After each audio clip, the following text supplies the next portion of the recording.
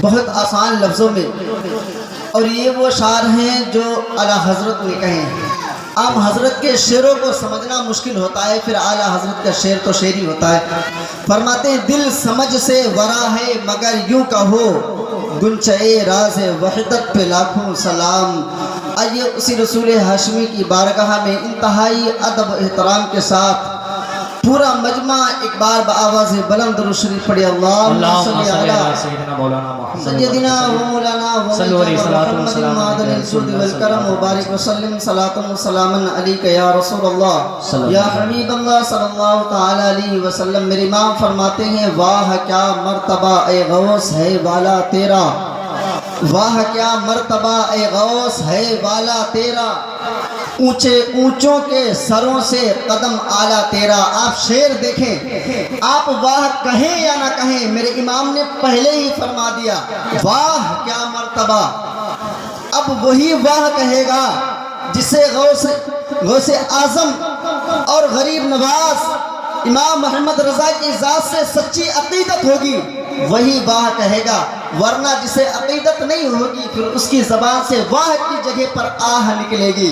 میرے امام فرماتے ہیں واہ کیا مرتبہ اے غوث ہے والا تیرا، اونچے اونچوں کے سروں سے قدم اعلیٰ تیرا، کیا دبے جس پہ حمایت کا ہو پنجہ تیرا، کیا دبے جس پہ حمایت کا ہو پنجہ تیرا، شیر کو خطرے میں لاتا نہیں کتا تیرا، شیر کو خطرے میں لاتا نہیں کتا تیرا۔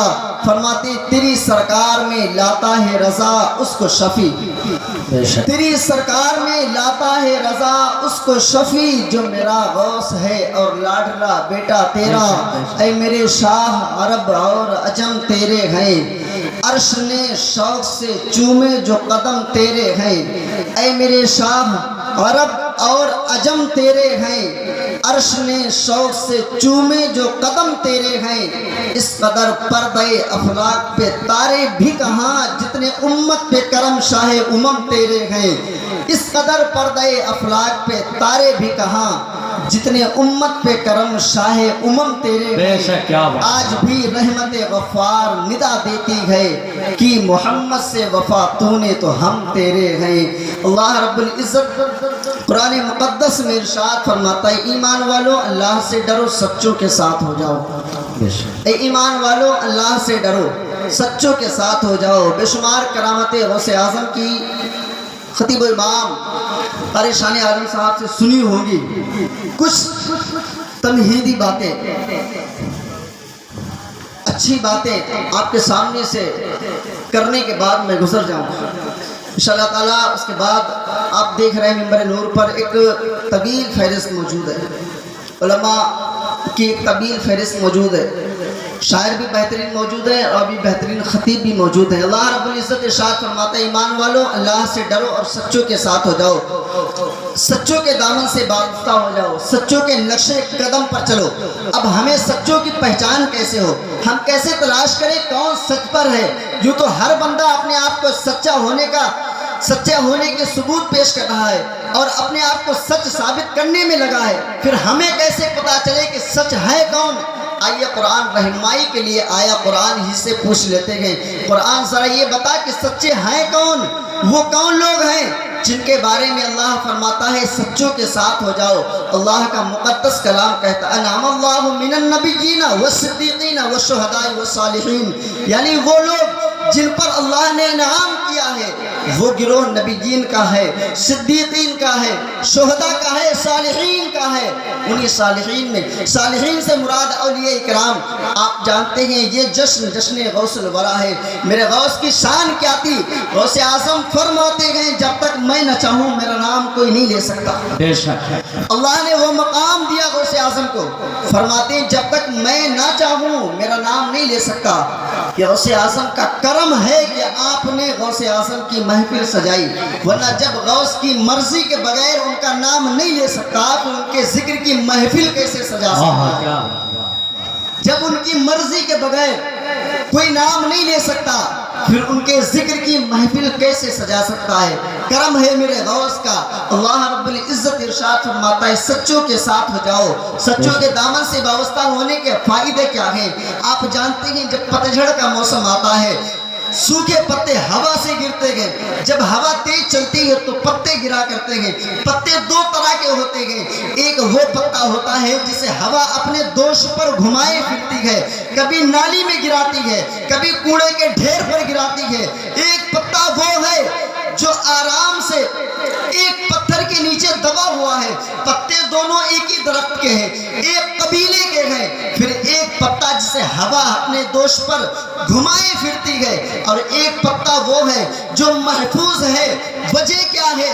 آپ سوال کریں پتوں سے، اے پتے ذرا یہ بتا، ایک وہ بھی پتا ہے جسے ہوا اپنے دوش پر گھمائے پھرتی ہے، اور ایک تو ہے کہ آندھی آتی ہے چلی جاتی ہے، طوفان آتا ہے گزر جاتا ہے، تجھ پر کوئی اثر نہیں ہوتا۔ تو پتا زبان حال سے جواب دے گا، پتا وہ بھی ہے جسے ہوا اپنے دوش پر گھمائے پھرتی ہے، اور پتا میں بھی ہوں، لیکن فرق اتنا ہے کہ اس کو وسیلہ نہیں ملا، کسی کو اسے کسی کا دامن نہیں ملا، مجھے ایک پتھر کا وسیلہ ملا ہے، ایک پتھر کا سہارا ملا ہے۔ اسی لیے آندھی کا اثر مجھ پر نہیں ہوتا، تیز طوفان کا اثر مجھ پر نہیں ہوتا ہے۔ بلا تشبیہ و تمثیل کل میدان محشر میں ان بدعقیدوں کا حال بھی اسی پتے کے مثل ہوگا، ان بدعقیدوں کا حال بھی پتے کے مثل ہوگا۔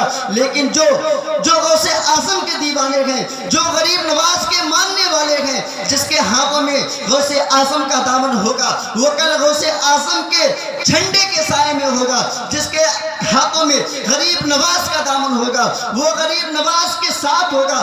آپ جانتے ہیں اللہ کے حبیب صلی اللہ تعالیٰ علیہ وسلم فرماتے ہیں من تشب المرء مع من احب الیہ، دنیا میں جو جس سے محبت کرتا ہے میدان محشر میں حشر بھی اسی کے ساتھ ہوگا، بے شک سبحان حشر بھی اسی کے ساتھ ہوگا۔ دنیا میں جو جس سے محبت کرتا ہے، بے شک نعرہ تکبیر، نعرہ رسالت، جشن غوث الورا، کیا بات ہے سبحان۔ آپ اندازہ کریں، آپ دیکھیں کہ ہمیں سچی عقیدت ہے کس سے؟ اللہ کے حبیب فرماتے ہیں من المرء مع من احب الیہ، دنیا میں جو جس سے محبت کرتا ہے کل میدان محشر میں حشر بھی اسی کے ساتھ ہوگا۔ اب اگر آپ کو سچی عقیدت و محبت سیدنا غوث اعظم کی ذات سے تو آپ کا حشر بھی غوث اعظم کے جھنڈے کے سائے میں ہوگا۔ اگر آپ کو سچی عقیدت غریب نواز کی ذات سے ہے، آپ کا حشر بھی غریب نواز کے ساتھ ہوگا۔ اگر آپ کو سچی عقیدت مخدوم سمنا سے ہے تو ان کا حشر، آپ کا حشر مخدوم اشرف کے ساتھ ہوگا۔ اگر آپ کو سچی عقیدت حضور سیدی اعلیٰ حضرت سے ہے تو آپ کا حشر بھی سیدی اعلیٰ حضرت کے ساتھ ہوگا۔ اگر آپ کو سچی عقیدت حضور تاج الشریعہ کی ذات سے ہے تو آپ کا حشر بھی تاج الشریعہ کے ساتھ ہوگا۔ لیکن آپ غور کریں، اگر آپ کو سچی عقیدت ان اولیاء اکرام کے ساتھ ہونے کے باوجود کسی فلمی ایکٹر کے ساتھ ہے، پھر اندازہ کریں ہمارا حشر کس کے ساتھ ہوگا۔ ہم تو نعرے لگاتے ہیں غوث اعظم کا دامن نہیں چھوڑیں گے، یہ بہت پیارا بیان دیا حضرت نے، غوث اعظم کا دامن نہیں چھوڑیں گے۔ آپ جانتے ہیں دامن پکڑا ہے، دامن پکڑنے کے لیے دامن کا دیکھنا ضروری ہے، دامن پکڑنا ضروری، چھوڑنے کے لیے دامن کا پکڑنا ضروری ہے، پکڑنے کے لیے دیکھنا ضروری ہے۔ آپ نے غوث اعظم کا نہ دامن دیکھا ہے نہ پکڑا ہے، پھر آپ کیوں نعرے لگاتے ہو غوث اعظم کا دامن نہیں چھوڑیں گے؟ مطلب کیا ہے؟ مقصد کیا ہے؟ یعنی کہ غوث اعظم کا مشن، غوث اعظم کا طریقہ ہم نہیں چھوڑیں گے۔ غوث اعظم کے دامن نہ چھوڑنے کا مطلب ہی یہی ہے کہ غوث اعظم کا جو راستہ ہے اس راستے پر ہمیشہ قائم رہیں گے۔ کیا آپ قائم ہیں غوث اعظم کے نقش قدم پر؟ غوث اعظم فرماتے ہیں میں نے جناتوں کے بادشاہ سے عہد لیا ہے کہ کوئی بھی جنات ہمارے ماننے والوں کے گھر میں داخل نہیں ہو سکتا۔ غوث اعظم فرماتے ہیں، غوث اعظم کا ذکر کرنے والوں سوچو، غوث اعظم فرماتے ہیں میں نے جناتوں کے بادشاہ سے عہد لیا ہے کوئی بھی جنات میرے ماننے والوں کے گھر میں داخل نہیں ہو سکتا۔ کوئی بھی جنات داخل نہیں ہو سکتا. شرط ہے آپ پکے قادری بن جائیں. پکے قادری کیسے بنیں گے؟ 11ویں شریف کا مہینہ ہے، آپ جلوس نکال لیں پکے قادری. 11ویں کا مہینہ ہے، آپ جشن قائم کر لیں، غوث اعظم کے ذکر کی محفلیں قائم کر لیں پکے قادری. غوث اعظم کا مہینہ ہے، آپ ڈیگوں سے ڈیگے اتروا دیں پکے قادری. نہیں، غوث اعظم فرماتے ہیں، بہت پیارا جملہ ہے. غوث اعظم فرماتے ہیں اگر کوئی بے نمازی مر جائے عبد القادر اجازت نہیں دیتا کہ اسے مسلمانوں کے قبرستان میں دفن کرو. اللہ، پیروں کے پیر کا فرمان ہے، پیروں کے پیر کا فرمان ہے. فرماتے ہیں اگر کوئی بے نمازی مر جائے عبد القادر اجازت نہیں دیتا اس بات کی کہ اسے مسلمانوں کے قبرستان میں دفن کیا جائے. جب غوث اعظم بے نمازی کو مسلمانوں کے قبرستان میں دفن ہونے کی اجازت نہیں دیتے، بے نمازی کو اپنے سلسلے میں داخل کر لیں گے، اپنے قادری سلسلے میں داخل کر لیں گے. پھر کیسے قادری؟ اگر واقعی سچے قادری ہو تو آپ کو نیاز کے ساتھ نماز پہ بھی توجہ دینی پڑے گی. جب تک آپ 5 وقتہ نمازی نہیں بن جاتے، جب تک آپ 5 وقت کی نماز خشوع اور خضوع کے ساتھ پڑھنے نہیں لگتے، اس وقت تک آپ پکے قادری نہیں بن سکتے ہو. پکے یوں تو بے شمار کرامتیں، ایک نقیب، ایک خطیب کما حقہ غوث اعظم کی تعریف نہیں بیان کر سکتا. اللہ نے وہ مقام عطا کیا، وہ مقام عطا کیا ہے. غوث اعظم کے بچپن کا زمانہ ہے، مشہور کرامت بچپن کا زمانہ ہے، بچوں کے ساتھ کھیل رہے ہیں. علاقے کے مشہور ولی، اللہ کے محبوب بندے گزر کے جا رہے ہیں. سوچا سید زادہ ہے، حسین کے گھرانے کا بچہ ہے، لاؤ سلامی عرض کرتے چلے. حضور کی سنت بھی ہے کہ بچوں کو سلام کر دیا کرتے تھے. قریب آئے، سلام کیا، تمام بچوں نے ایک بار جواب دیا، میرے غوث نے 2 بار جواب دیا، 2 بار جواب دیا. وہ بزرگ پلٹ کے آئے، آنے کے بعد عرض کرتے ہیں شہزادے میں نے سلام 1 مرتبہ کیا، تمام بچوں نے جواب 1 مرتبہ دیا، تم نے جواب 2 مرتبہ کیوں دیا؟ 2 مرتبہ جواب کیوں دیا؟ میرے غوث فرماتے ہیں جاؤ اپنا کام کرو، مجھے اپنا کام کرنے دو. شیخ تھے، بزرگ تھے، ٹھہر گئے. نہیں شہزادے بتاؤ راز کیا ہے، حکمت کیا ہے کہ تمام بچوں نے 1 بار جواب دیا، تم نے 2 بار، وجہ کیا ہے؟ میرے غوث فرماتے ہیں یاد کرو، وہ سامنے جو مکان نظر آ رہا ہے، وہ مکان نظر آ رہا، آج سے تقریباً 6 سال پہلے تمہارا گزر اس بستی سے ہوا تھا، اس مکان کے پاس سے ہوا تھا. تم نے اس مکان کے پاس سے گزرتے وقت کسی کو سلام کیا تھا؟ فرماتے ہاں میں نے کیا تھا سلام. کیا سوچ کے سلام کیا تھا؟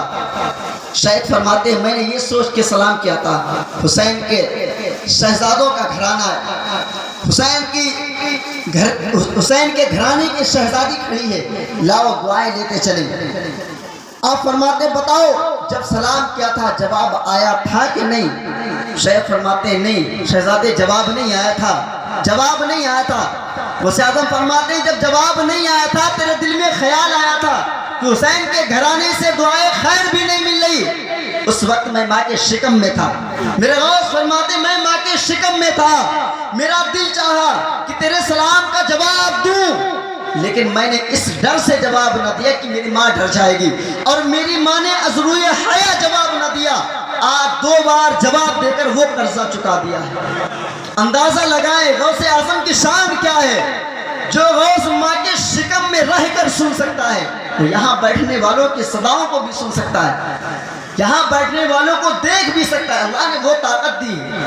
ماں کے شکم میں رہ کر دیکھ رہے ہیں کون سلام کر رہا ہے، کون گلی سے گزر رہا ہے، کیا کہہ رہا ہے. اس کے بعد تشریف آوری ہوئی، پھر جواب دیا. آپ اندازہ لگائیں جو غوث ماں کے شکم میں رہ کر سن سکتا ہے پھر وہ مزار مقدس میں آرام فرما کر یہاں بیٹھنے والوں کی صداؤں کو بھی سن سکتا ہے. وہ مقام اللہ نے عطا فرمایا ہے.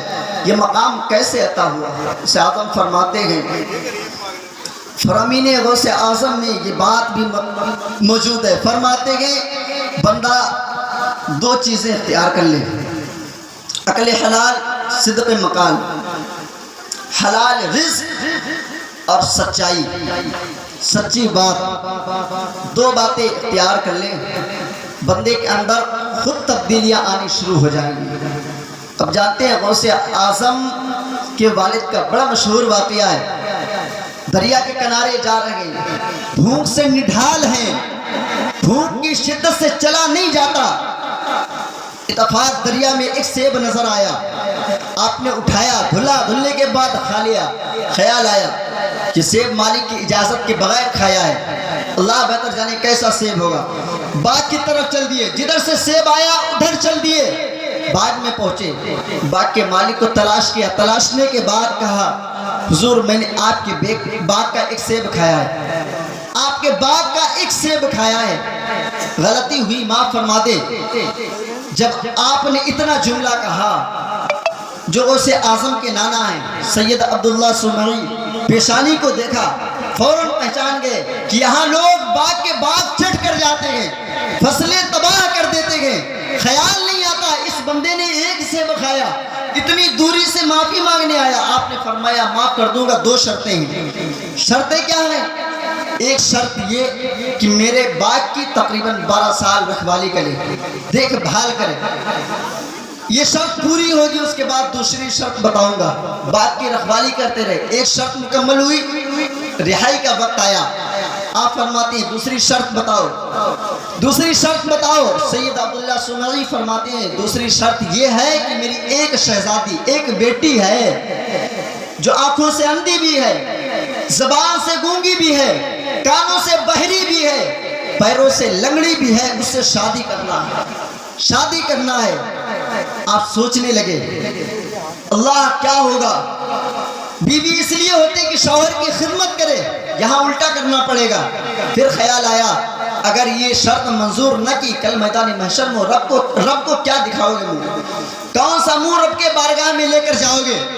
فوراً شرط منظور کر لی، حضور یہ شرط منظور ہے، یہ شرط مجھے منظور ہے، لیکن غلطی کی معافی۔ آپ فرماتے ہیں غلطی معاف کر دی، نکاح ہوا، نکاح ہونے کے بعد جب حجرے عروسی میں پہنچے، کمرے میں پہنچے، کیا دیکھا، دروازے کے اندر داخل ہوئے، شہزادی کھڑی ہوئی، سلام عرض کیا، آپ پھر واپس آئے، حضور ایک سیب کھایا تھا، ایک غلطی ہوئی تھی، 12 سال رکھوالی باغ کی، اب دھوکے سے اگر دوسرے کمرے میں چلے گئے، اللہ بہتر جانتا ہے سزا کیا ہوگی۔ آپ فرماتے ہیں وجہ کیا؟ فرمایا حضور جو آپ نے نشانی بتائی تھی، آنکھوں سے اندھی بھی ہے، کانوں سے بہری بھی ہے، پیروں سے لنگڑی بھی ہے، حضور وہ نشانیاں اس میں موجود نہیں ہیں، اس نے تو زبان سے سلام بھی کیا، گویا کہ وہ گونگی نہیں ہے، کانوں سے سنا بھی، دروازے کی آہٹ کو سنا بھی، گویا کہ وہ بہری بھی نہیں ہے۔ حضور جب میں کمرے میں داخل ہوا، اس نے دیکھا بھی، گویا کہ وہ اندھی بھی نہیں ہے، اب وہ کھڑی بھی ہو گئی، پیروں سے لنگڑی بھی نہیں، وجہ کیا ہے؟ آپ فرماتے ہیں جاؤ ابو صالح وہ تمہاری بیوی ہے، میں نے اس لیے اندھی کہا تھا کہ اس نے کبھی حرام کی طرف قدم نہیں بڑھایا تھا، حرام کی طرف نہیں دیکھا تھا، میں نے گونگی اس لیے کہا تھا کہ کوئی فحش بات، کوئی حرام جملہ اس نے اپنی زبان سے نہیں نکالا تھا، میں نے لنگڑی اس لیے کہا تھا کہ کبھی حرام کی طرف اس نے قدم نہیں بڑھایا تھا۔ جب باپ اتنا متقی ہو، اتنا پرہیزگار ہو، اتنا رب سے ڈرنے والا ہو، اور ماں ایسی رابعہ ساجدہ عابدہ ہو، ان دونوں کا جب سنگم ہوتا ہے تب غوث اعظم کا جنم ہوتا ہے، تب غوث۔ آج ہماری اولادیں ہماری نافرمان کیوں؟ ہمارے اندر کمیاں ہیں، ہمارے اندر کمیاں ہیں۔ اپنی اولاد کو اگر اپنا فرما بردار بنانا چاہتے ہو، اپنی اولاد کو اپنے رب کی بارگاہ میں جھکنا سکھا دو، اولاد تمہارے بڑھاپے میں سہارا بنے گی۔ آج اولاد بڑھاپے میں ماں باپ سے لڑتی جھگڑتی کیوں ہے؟ وجہ کیا ہے؟ اس لیے کہ ہم نے اپنی اولاد کو اپنے رب کے دربار میں جھکنا نہیں سکھایا۔ یہی وجہ، بے شمار کرامتیں غوث اعظم رضی اللہ تعالیٰ عنہ کی، آپ ابھی مفصل تفصیلی گفتگو آپ سماعت فرمائیں گے۔ مولا کریم سے دعا ہے کہنے سننے سے زیادہ اس پر عمل کی توفیق عطا فرمائے۔ غوث اعظم فرماتے ہیں اگر میرا مرید مشرق میں ہو، میں عبد القادر مغرب میں ہوں، اگر وہ مجھے پکارے میں اس کی پکار کو بھی سنتا ہوں، اس کی مدد بھی کرتا ہوں۔ شرط ہے پکے قادری بن جاؤ۔ پکے قادری کس طریقے سے بنو گے؟ جب آپ غوث اعظم کے نقش قدم پر چلیں۔ اسی لیے اللہ نے فرمایا سچوں کے ساتھ ہو جاؤ، سچوں کے دامن سے وابستہ ہو جاؤ۔ سچوں کے دامن سے جب وابستہ ہو جاؤ گے تمہاری دنیا بھی سنور جائے گی، عقبہ بھی سنور جائے گا، عقبہ بھی سنور جائے گا۔ میرے امام فرماتے ہیں واہ کیا مرتبہ اے غوث ہے والا تیرا، اونچے اونچوں کے سروں سے قدم آلا تیرا، کیا دبے جس پہ حمایت کا ہو پنجہ تیرا، شیر کو خطرے میں لاتا نہیں کتا تیرا۔ مولا کریم سے دعائے کہنے سننے سے زیادہ اس پر عمل کی توفیق عطا فرمائے۔ وما علینا الا البلاغ۔ السلام علیکم ورحمۃ اللہ۔